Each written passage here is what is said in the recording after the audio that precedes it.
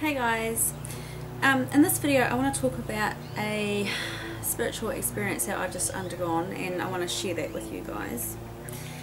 And it's quite interesting because there's a new Facebook group that has that started up. It's just called Witches. I'll put a link to it in the description box, but if you haven't joined, then please, feel free to go there and join. My neighbour's mowing his lawn and it's distracting me. It's just a place other than YouTube where everyone can come together and talk and share experiences and any problems that they might have. Just if you need some support with anything, or you want to post some poetry or some photos, or just anything goes really, just no bullshit, because you'll obviously be deleted. But not everyone's comfortable with making videos. I know I'm certainly getting my head around it, so I'll put a link to it. Feel free to go on there and have a look and sort of be part. There's a little community that's sort of set it up on there. It's really cool. But someone put a comment on there about anxiety and depression just a little wee while ago, just a few hours ago, and I've mentioned in a couple of videos I think in the past, and I certainly in my silent tag video on my own channel, I'd put that I'm an agoraphobia survivor, and my agoraphobia has certainly had a direct impact on the spiritual experience that I've just gone through. So I thought that was kind of interesting how someone had put that, and then I decided to make this video today. So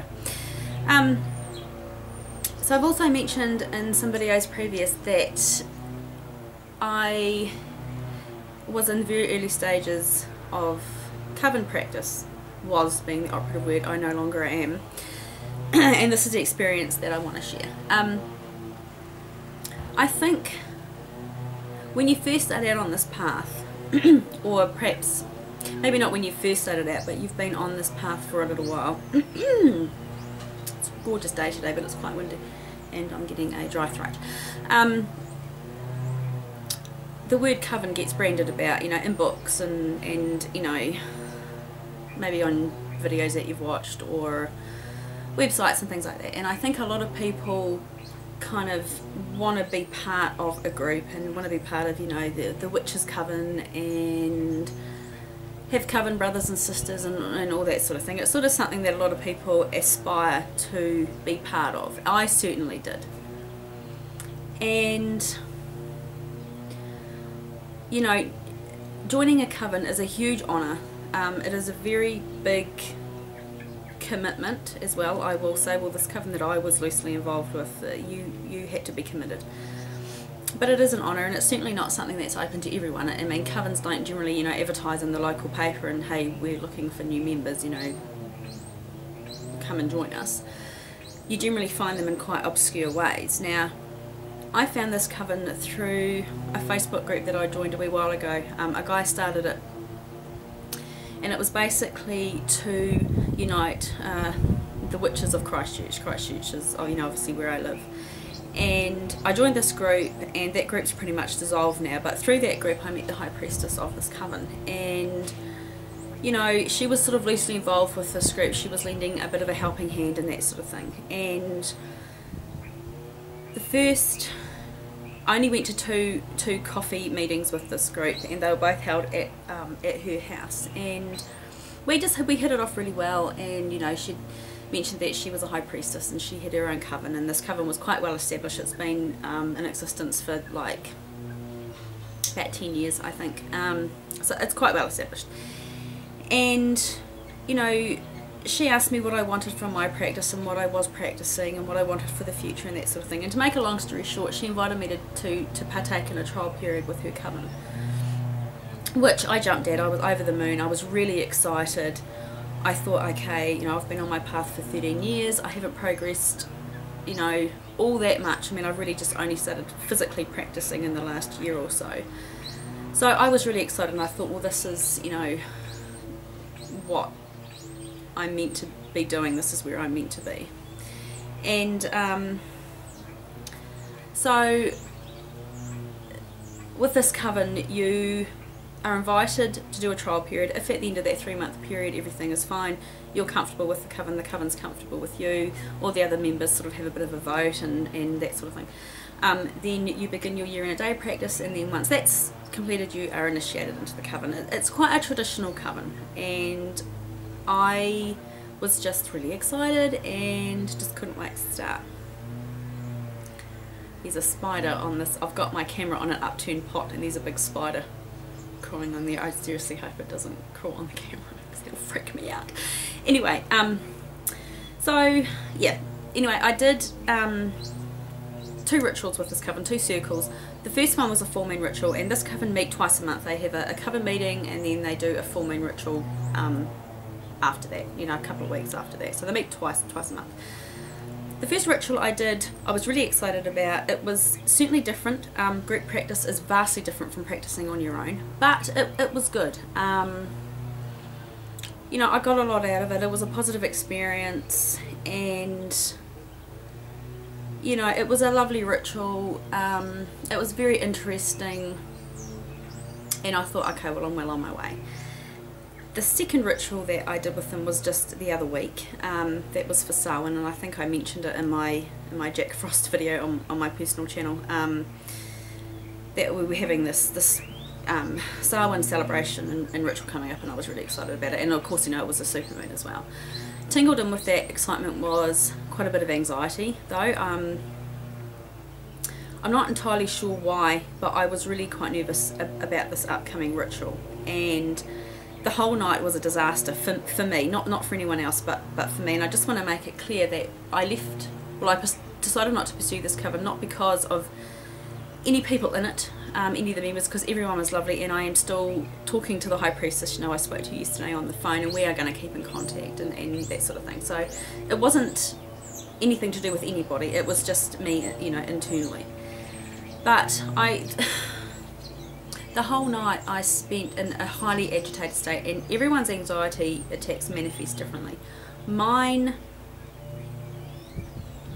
are horrid. I mean, everyone's are horrid, but mine feel like I'm not in my body, if that makes any sense. I feel sort of otherworldly, like I'm kind of looking down on the situation, but I'm part of it. It's really hard to explain, but I get really dizzy, like I'm going to pass out. I get a sick feeling. I just feel horrid, and I pretty much spent the whole night in that state of agitation, and I was really upset with myself and just really could not wait to come home. And this coven do a meditation as part of their ritual, and the meditation, you know, it's about half an hour long, so I couldn't settle into it. I'm someone that with meditation I have to have the right conditions to meditate.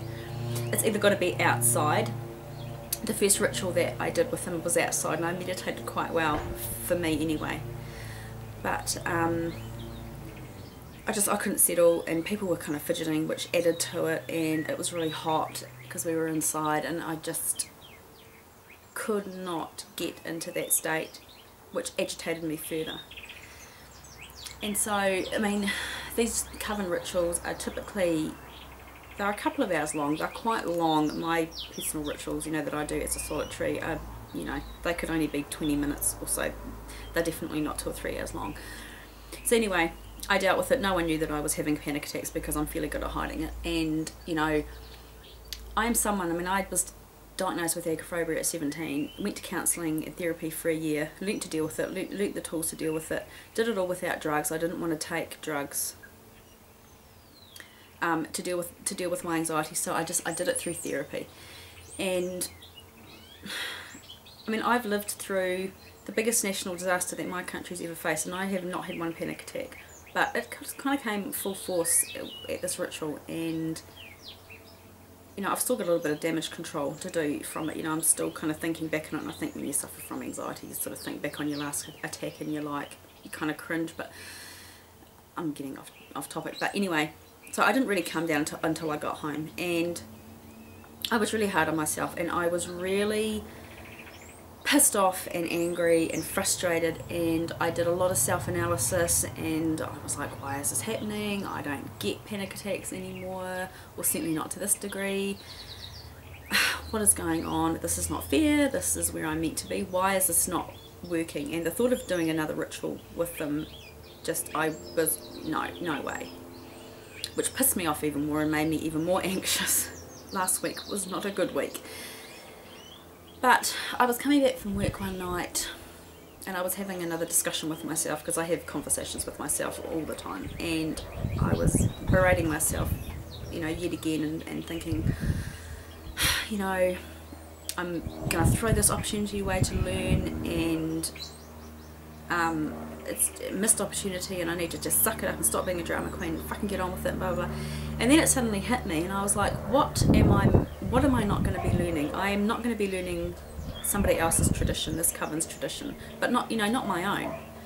And once I kind of analysed that okay, well, yes, I'm not going to be learning, but I'm not going to be learning somebody else's tradition, so how important is that to my spiritual growth? Then things started becoming a lot clearer. Now, I'm someone that is by nature a loner. I don't have a lot of friends. I choose not to have a lot of friends because I've had problems in the past with friends. I love my own company. You know, I mean, I have friends. You know, I have a very good friend that lives down south that I can sometimes, you know, I won't hear from her for 3 or 4 months, and then she'll come up and we'll hang out, and it's cool. I'm not the sort of person that likes, I don't like being too crowded. I need space.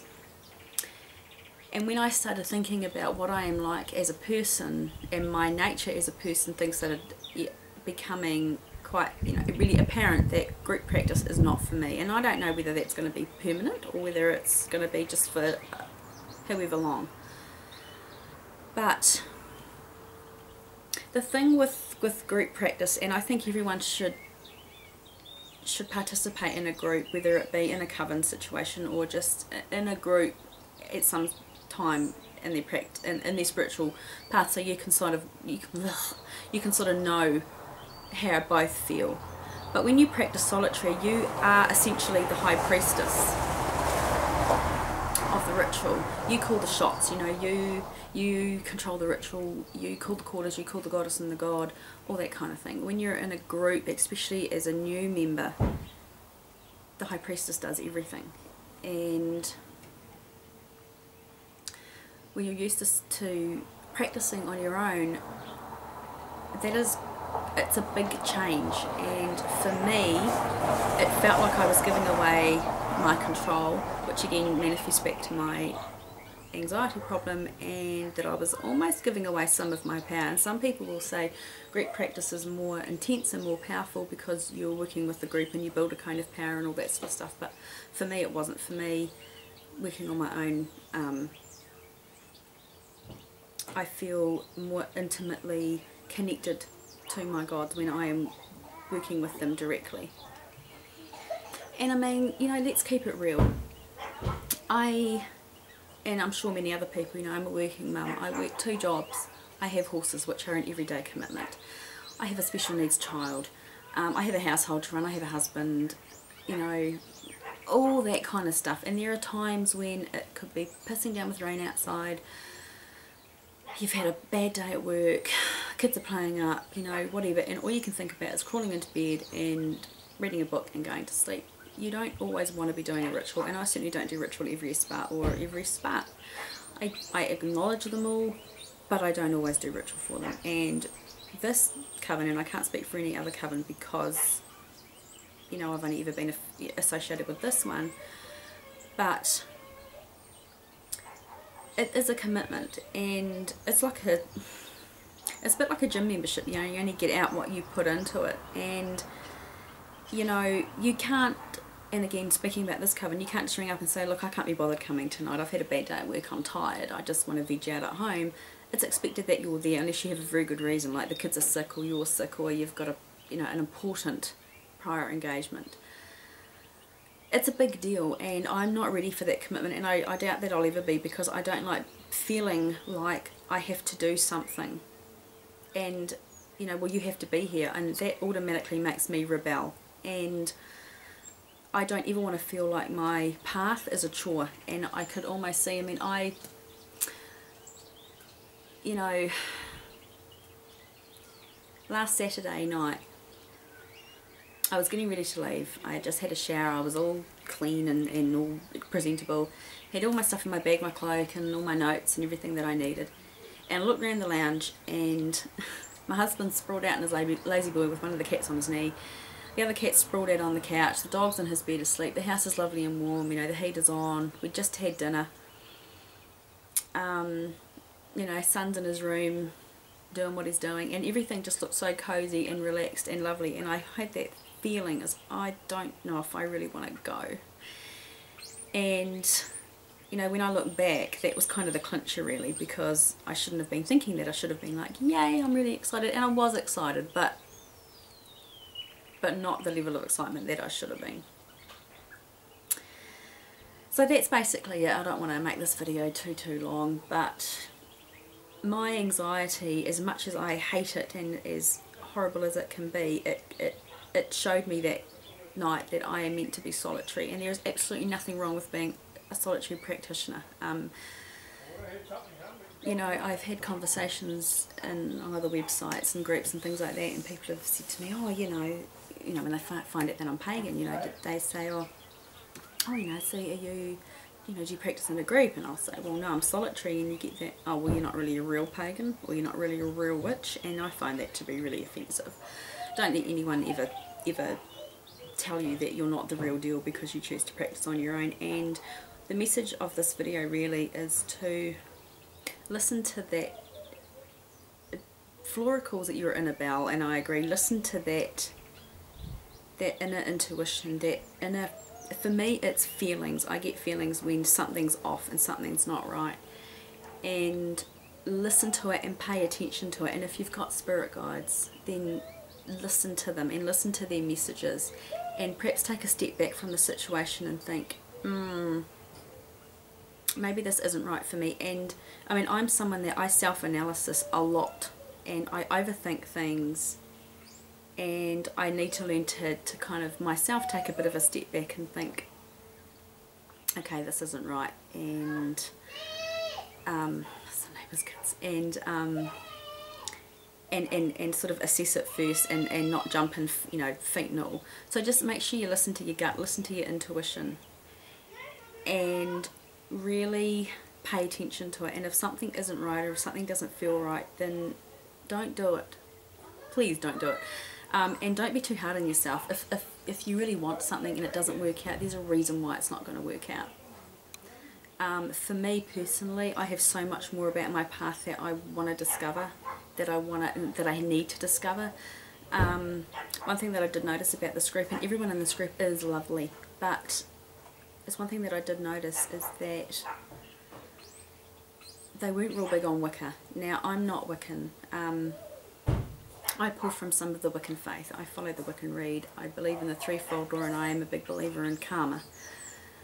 And there's a few other bits and pieces that I pull, but that they weren't real big on Wicca. And you know, when you have a difference of opinion, or a difference of in practice, it automatically creates conflict. If someone does something that you don't agree with, or someone has a belief that you don't agree with, and when you're in a group situation, it can cause no end of trouble. You kind of all have to be on the same page and believe in the same things.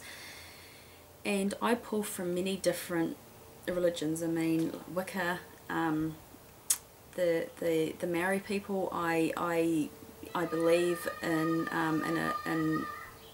something called tapu, which literally means sacred. So I have thoughts on going into graves and taking grave dirt, going into graveyards and taking grave dirt and things like that. To me, that is extremely tapu, and it's not something that I would personally do. I'm going to do a video about that as well. But you know, I pull from many different things, and that's fine, and that's what makes us all unique, and that's what makes us eclectic. But when you're in a group, if someone in the group is Wiccan and you're not, and you're like, what you're practicing is a load of crap, then it creates conflict. And the beauty of being solitary is that you make your own path. And I mean, I don't have a tradition as such, because I'm still too early in my path to have one, but you know, because I'm quite dynamic in my life, and I change things around all the time, what might work for one ritual is not going to work for the next. Group practice just isn't going to work for me, because it's all kind of structured and it's regimented, and I'm not. My path is very simplistic. It's very, very earthy. It's very natural. and certainly not traditional. And if you're into that sort of stuff, then you know, if you're into the traditional sort of witchcraft and the really formalized style of witchcraft, then I'd say coven practice. If you can find a traditional coven, then that would be great for you. But for someone like me, it's not. And unfortunately, you know, I mean, I met this high priestess, and you know, we're going to keep in contact. And I mean, does, you know, she's a medium, and she does channeling and drum healing and crystal healing. She's extremely talented. She's also fifth generation seer, so I'm definitely going to be keeping in contact with her. But she understands where I'm coming from, and she's happy with it, and I'm happy with it. And that's the thing when I say that I get feelings. When I had decided that I wasn't going to pursue this coven anymore, and that I was going to continue to be solitary and learn in my own time when I want to learn, it was like a big weight had been lifted off me, and I was like, oh, I can breathe again. I can be me. Never ever deny who you are, inside, you know, or out. Just always stay true to yourself. And you know, that's the most important piece of advice that I could give to anyone that is starting out on the pagan path. Remain true to yourself and don't be swayed. And that's it really. Just, yeah, I just wanted to share that experience with everyone, anyone, here, there and everywhere. God, if you've had experiences with covens, or if you are in a coven or just whatever, then do a video response or post a comment. I like hearing about other people's experiences. I think it's kind of, you know, when we all share, it's cool, and it can often help other people that are reading comments and watching videos. If they've got a similar problem, then it can help people sort of in that sort of way. So yeah, I've just completely forgotten what else I was going to say, so I'm going to end it here and go have some lunch. And it's a gorgeous day. It's Sunday, it's Mother's Day. My husband's out riding on his motorbike with his mates, and I'm just enjoying this gorgeous weather. And we're nearly in winter here, and it's like 20 degrees outside Celsius, so weather's been it's been very, very freaky and really weird. We've had a really strange summer, and our autumn has kind of been our summer. It's been bizarre. Anyway, I'm waffling. So, you guys in the Northern Hemisphere, I hope you're having a great weekend, and I will catch up with you when I catch up with you. Okay, much love. Bye.